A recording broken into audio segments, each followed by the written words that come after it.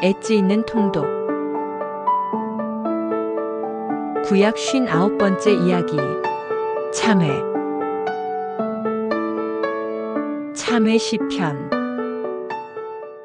다윗의 범죄를 배경으로 하는 51편은 7편의 참회 시편들 가운데서 대표적인 참회 시이다. 죄와 회개의 본질은 물론 성령을 통한 새 창조와 하나님과 회복된 관계에서 오는 새로운 삶 등 복음의 전모가 드러나 있다. 참회 시는 탄원 기도에 속한다.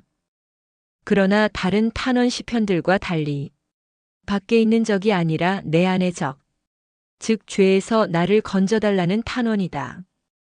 참회의 과정을 보면 사죄가 먼저다. 하지만 사죄에서 끝나지 않고 회복을 간구하고 마지막은 다짐과 서원이다. 참회의 시작. 참회는 자각에서 시작된다. 다윗은 자신이 지은 죄가 얼마나 심각한지 죄의 심각성을 자각한다. 하나님 앞에서의 범죄요.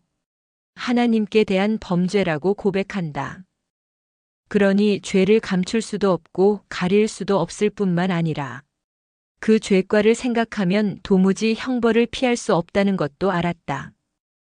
또 자신의 범죄가 사람을 향한 것이기에 앞서 하나님께 대한 범죄라고 여겼다.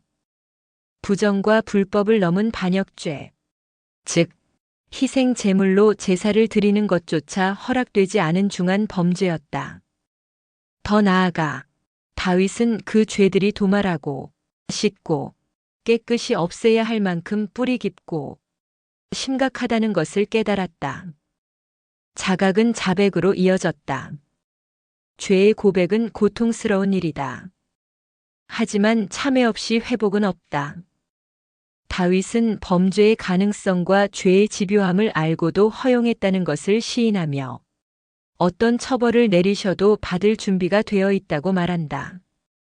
또 드러난 행위만 아니라 자신의 존재 자체가 악하다고 시인한다.